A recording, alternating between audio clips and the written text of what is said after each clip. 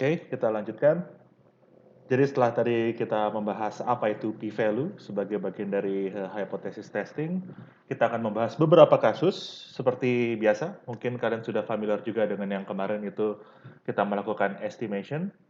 Jadi sebenarnya prinsipnya beberapa agak mirip. Jadi kita melakukan misalkan untuk single mean, atau misalkan ada perbedaan antara dua mean, kemudian variance, juga proportion. Nah, sekarang kita mulai dari test on a single mean. Oke, jadi saya mundur sedikit halamannya. Sebentar. Oke, kita mulai dari sini. Oke, jadi kita memiliki hipotesis bahwa mu sama dengan mu 0. Oke, dan mu 0 di sini itu bukan population mean kita. Tapi semacam hipotesis kita bahwa population mean angkanya akan kira-kira adalah mu 0. Jadi dalam hal ini kita memiliki null hypothesis bahwa mu adalah sama dengan mu 0. Dan kemudian kita akan melakukan assessment apakah kita benar, apakah klaim kita harus kita tolak atau mungkin harus tidak kita tolak. Dan seperti biasa, kalau Anda menstate null hypothesis, Anda butuh alternative hypothesis. Dalam hal ini, jelas bahwa alternative hypothesisnya adalah mu tidak sama dengan mu 0. Dan kita akan melakukan uji hipotesis untuk kasus tersebut. Oke, dan tes statistiknya, seperti yang saya bilang kemarin, untuk kasus ini harus berdasarkan random variable X bar, yaitu sample mean, yang kita observe, yang kita dapatkan dari sampel yang kita ambil dari population. Oke, dan berdasarkan central limit theorem, kita juga tahu bahwa X bar ini akan memiliki mean, mu, dan variance sigma squared dibagi dengan N. Dan seperti biasa juga, kita bisa menormalize atau menstandardisasi X bar menjadi variabel Z dengan cara seperti ini. Oke, bisa Anda lihat, saya ulang lagi, X bar dikurang dengan mu, kemudian dibagi sigma, dibagi akar N. Oke, dalam hal ini, variance, dan juga berarti standard deviasi kita ketahui, dan N jelas itu adalah sample size kita ketahui juga.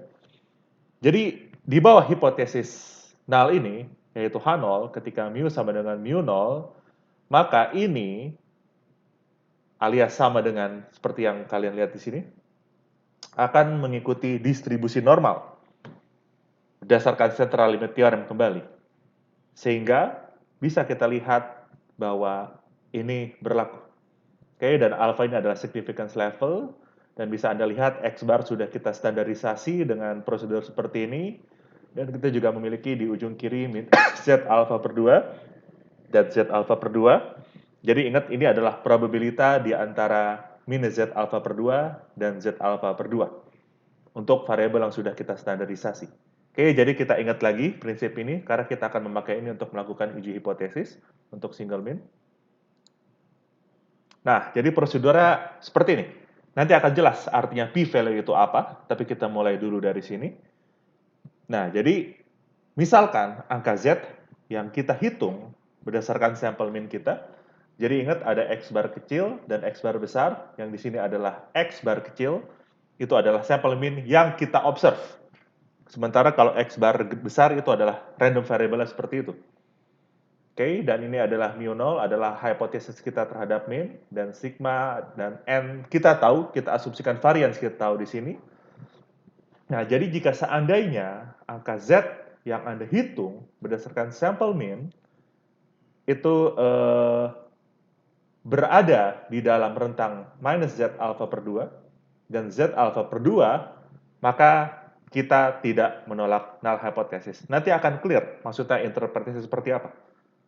Nah, sebaliknya, jika misalkan Z Anda berada di luar bound ini, maka kita bisa menolak H0 sesuai significance level yang sudah kita berikan. Jadi sehingga jika kita menolak null hypothesis, ini berarti bahwa kita mengaccept atau menerima alternatif hypothesis yang sudah kita berikan, yaitu mu tidak sama dengan mu 0. Nah, jadi bisa kita lihat juga dengan definisi dari critical region, maka sudah jelas di sini bahwa akan ada probability alpha menolak H0, probability alpha dari menolak H0 alias jatuh ke critical region ketika mu sama dengan mu 0. Oke, atau dalam bahasa original variables kita, yaitu bukan variabel z, kita akan menolak H0 jika X bar alias samplement yang kita observe lebih kecil dari A atau lebih besar daripada B. Jadi bisa Anda lihat di gambar samping, ini adalah null hypothesis kita, bahwa mu akan berada di sini, dan kemudian jelas dia memiliki standar deviasi, dan juga sample size. Jadi jika X bar Anda jatuh di sini, atau jatuh di sini, maka Anda bisa menolak H0. Oke, jadi ini ketika Anda bermain di variabel asli. Kalau Anda bermain di variabel Z, maka prosedur seperti yang ada di, yang di sini sebenarnya. Oke, minus Z alpha per 2 dan Z alpha per 2. Jadi jika kita kembali ke original variable, tugas kita sebenarnya menghitung A dan B ini. Jadi ini bisa kita interpretasikan sebagai batas atas dan batas bawah, di mana kita bisa bukan menerima juga, kita tidak mereject H0 ketika dia berada di rentang tersebut. Oke, jadi ini sebenarnya Anda hanya manipulasi matematik sedikit, tapi prinsipnya sama dengan yang tadi Z alpha per 2. Anda bisa menghitung A dengan cara seperti ini, mu 0 minus Z alpha per 2, sigma dibagi square root dari N, dan juga B.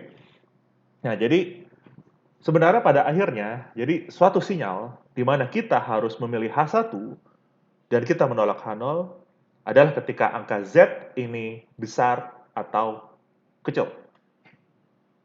Tapi ingat sekali lagi, ini akan tergantung dari significance level kita yang kita tentukan, yang akan menentukan batas-batas seperti yang sudah saya tunjukkan di sini.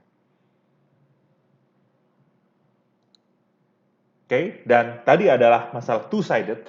Masalah one-sided, ingat sama saja prinsipnya. Tapi kalau sebelumnya kita membagi menjadi dua bagian, sekarang kita hanya fokus ke sisi kiri atau sisi kanan saja. Jadi misalkan untuk null hipotesisnya adalah tetap sama sebenarnya. Null hipotesis kita tetap mu sama dengan mu 0. Nah, jadi kalau kasus yang one upper sided, batas atas, maka alternative hipotesisnya adalah mu lebih besar daripada mu 0. Oke? Jadi sinyal yang menandakan bahwa kita memilih H1 alias alternative hypothesis datang dari angka Z yang besar. Jadi kita mereject H0 jika Z lebih besar daripada Z alpha. Dan angka Z jelas akan tergantung dari significance level atau alpha Anda. Bisa Anda lihat juga, kalau tadinya kita memakai alpha per 2, sekarang kita memakai alpha. Dan untuk one lower sided, sama saja prinsipnya. Jadi Anda mengganti alternatif hipotesis Anda ke H1 mu kurang dari mu 0. Oke, jadi the signal that favors H1 comes from small values of Z. Jadi reject H0 jika Z lebih kecil daripada negatif Z alpha. Oke, harapannya Anda sudah mulai terbayang. Akan lebih terbayang lagi kalau saya berikan contoh-contoh. Dan ingat, kita masih membahas ketika varians kita ketahui. Oke, mari kita lihat. Nah, jadi untuk kasus ini, misalkan ada random sample dari 100 kematian yang kita catat di United States, pada tahun lalu menunjukkan average lifespan 71,8 tahun. Oke, jadi rentang waktu hidup rata-rata berdasarkan data adalah 71,8 tahun yang Anda ambil dari 100 sampel. Dan kita mengasumsikan bahwa standar deviasi dari population adalah 8,9 tahun. Oke, ini adalah sesuatu yang fiktif sebenarnya, karena bagaimana bisa kita tahu standard deviation population? Tapi untuk saat ini, kita asumsikan kita tahu saja. Nah, kemudian apakah data-data ini menunjukkan bahwa mean lifespan adalah lebih besar daripada 70 tahun. Dan gunakan level of significance 0,05. Oke, jadi harapannya problemnya cukup clear, dan baiknya Anda menuliskan terlebih dahulu semua data yang kita punya. Coba kita lihat. Jadi pertama, kita susun dulu null and alternative hypothesisnya, yaitu mu sama dengan 70 tahun. Ini adalah null hypothesisnya. Dan yang di bawah adalah alternative hypothesis bahwa mu lebih besar daripada 70 tahun. Mengapa? Karena memang ini pertanyaannya. Bisa Anda lihat, does this seem to indicate that the mean lifespan today is greater than 70 years? Jadi bisa Anda lihat ini alternative hypothesis juga kita susun berdasarkan problem yang kita miliki. Apa yang mau kita tanyakan? Dan alpha adalah 0,05. Oke? Nah, ini adalah masalah one-sided dengan upper bound. Dengan alpha 0,05.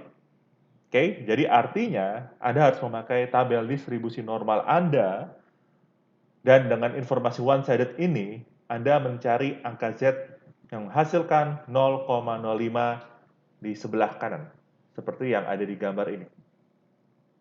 Oke, dan Z ini akan menentukan critical region Anda. Dan ingat, Z adalah variabel yang kita standarisasi, yaitu X bar dikurang mu 0 dibagi sigma dibagi akar N. Oke, jadi ingat sekali lagi, mu 0 itu bukanlah mean population yang sesungguhnya, tapi yang kita hipotesiskan. Oke, kemudian kita memiliki ini dari data X bar 71,8 tahun, sigma 8,9 tahun, sehingga kita bisa menghitung Z menggunakan X bar yang ini. Oke, dan Anda melihat Z sama dengan, begitu Anda melakukan perhitungan, sama dengan 2,02. Dan Anda lihat bahwa 2,02 ini berada di critical region. Nah, itu artinya apa? Oke, saya berikan sedikit waktu untuk berpikir sembari saya minum.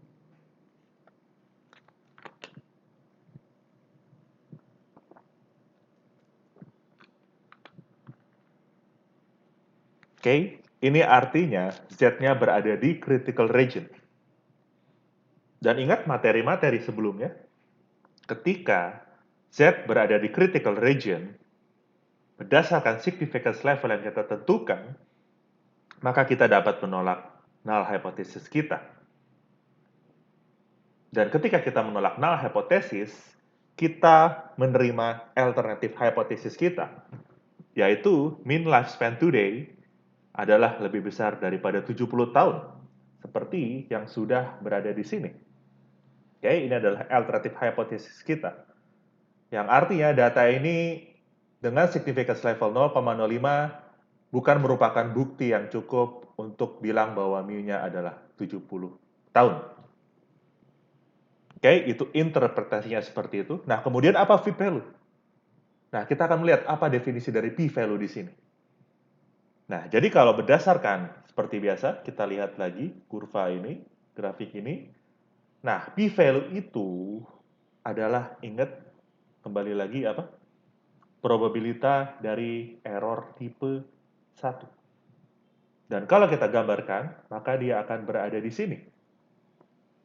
Dalam hal ini, p-value adalah probabilitas Z lebih besar daripada 2,02. Dan ini adalah p-value Anda. Dan bisa kita lihat, seperti biasa, kita gunakan tabel distribusi normal, Anda mencari yang angka ini, Anda akan mendapatkan probabilitas 0,0217. Yang ini berarti, probabilitas Anda untuk menolak error tipe 1 adalah, probabilitas Anda untuk menerima error tipe 1, untuk melakukan error tipe 1 adalah 0,0217. Jadi probabilitas Anda melakukan error tipe 1 ini kecil sekali sebenarnya.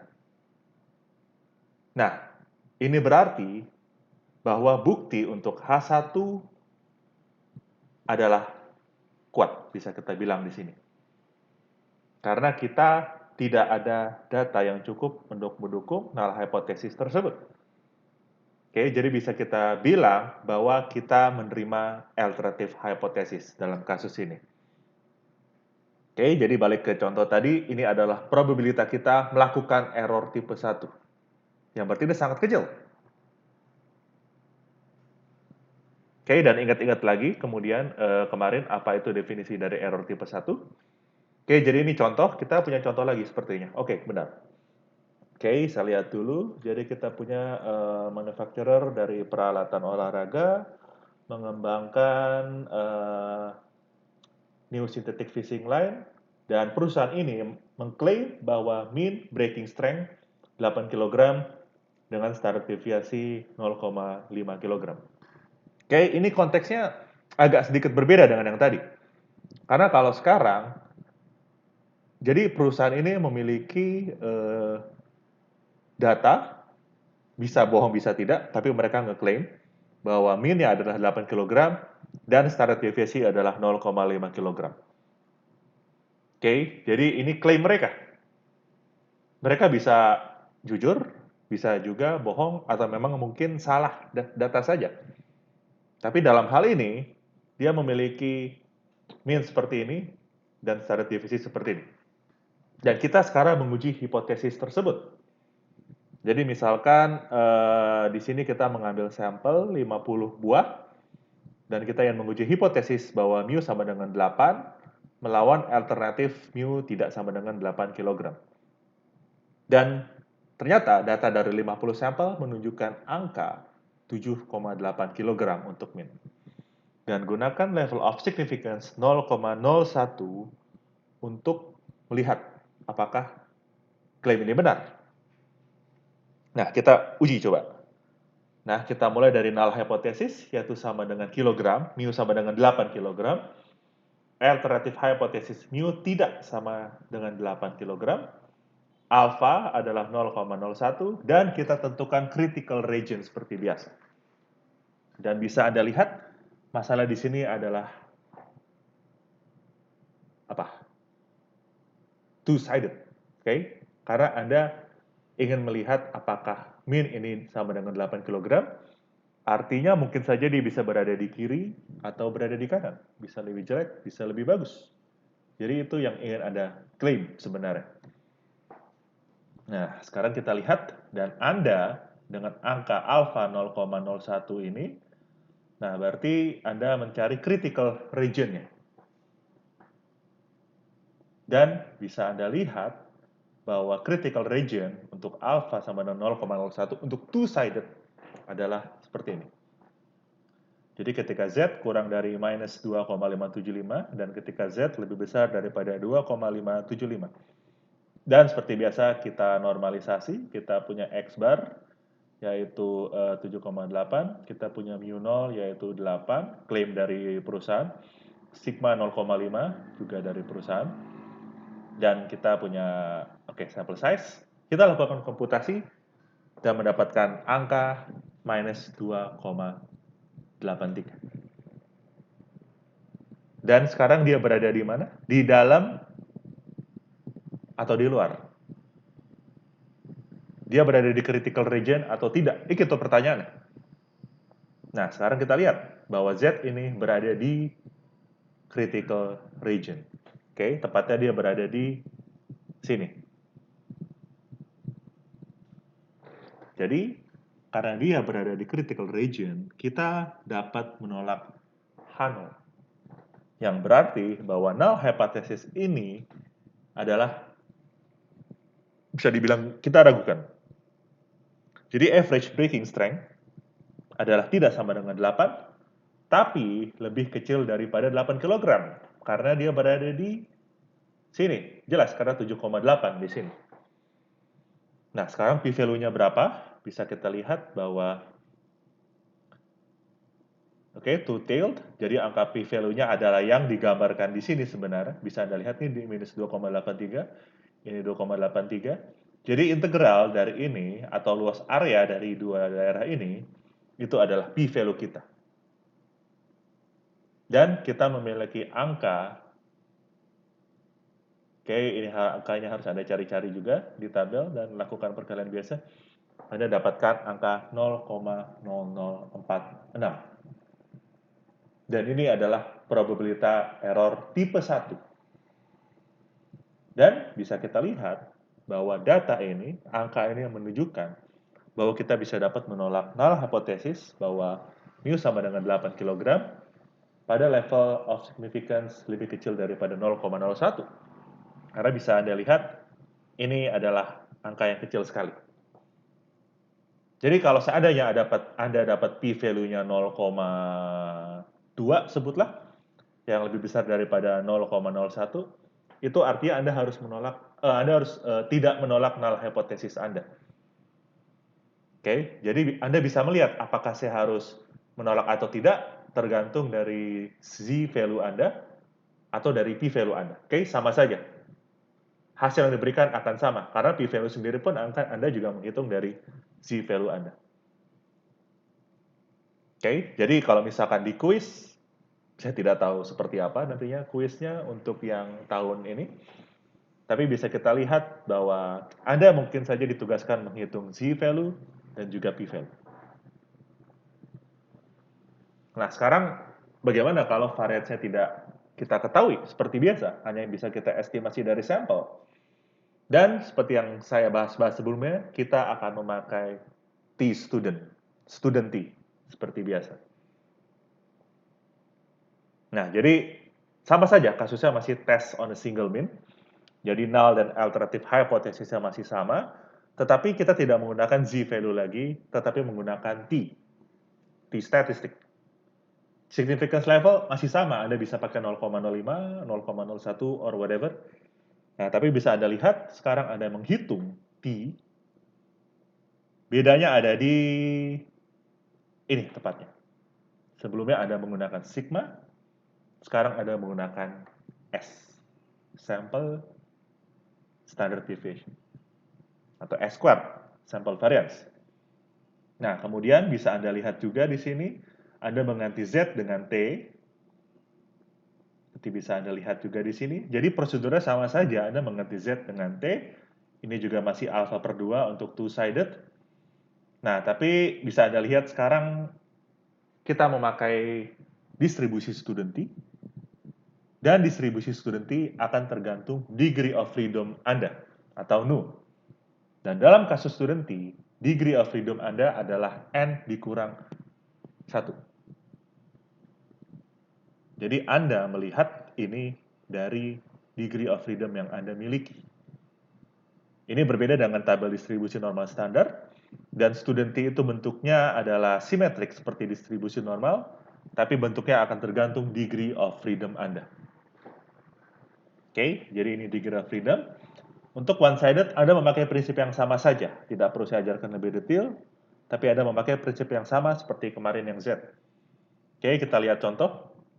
Jadi ada perusahaan, institut bukan perusahaan sebenarnya, mempublikasi data-data mereka mengenai kilowatt hours yang digunakan oleh berbagai perangkat rumah tangga.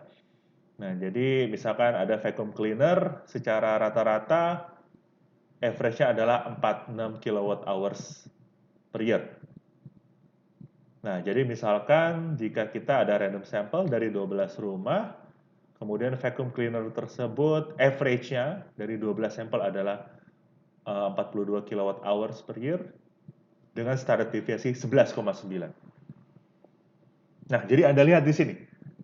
11,9 ini dihitung dari 12. Bukan seperti kasus yang tadi, di mana kita asumsikan standar deviasi kita ketahui dari population. Tapi sekarang, standar deviasi kita hitung dari sampel kita. Jadi ini adalah S dan bukan sigma. Nah, apakah data ini, pertanyaannya, apakah data ini berbicara bahwa dengan level significance 0,05, bahwa vacuum cleaners yang digunakan pada rata-rata adalah kurang dari 46 kilowatt hours annually, setiap tahun. Oke, dan kita mengasumsikan populasi dari kilowatt hours adalah normal. Kita lihat sekarang, null hypothesis, mu sama dengan 46 kilowatt hours, dan kita menggunakan alternative hypothesis dalam bentuk one-sided. Mengapa? Karena bisa Anda lihat di sini, pertanyaannya adalah use on average less than 46 kilowatt hours annually. Lebih kecil daripada 46. Jadi itu adalah alternative hypothesis kita. Dengan alpha 0,05, kita tentukan critical region ini dari tabel.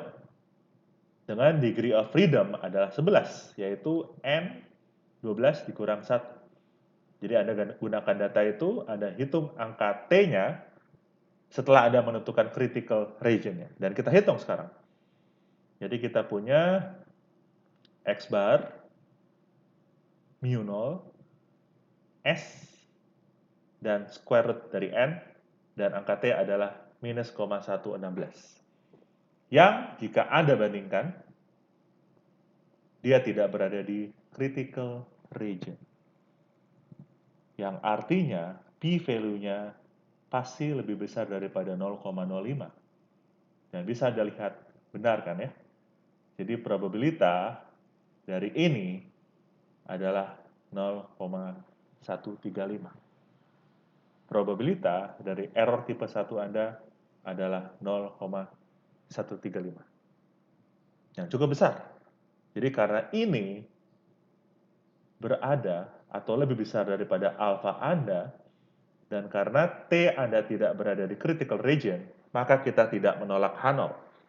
Dan kita bisa melakukan kesimpulan bahwa average number of kilowatt hours yang digunakan oleh vacuum cleaner adalah tidak kurang secara signifikan dari 46. Oke, itu adalah kesimpulan dari permasalahan ini. Oke, ini untuk tes on a simple mean. Selanjutnya akan saya lanjut ke section berikutnya.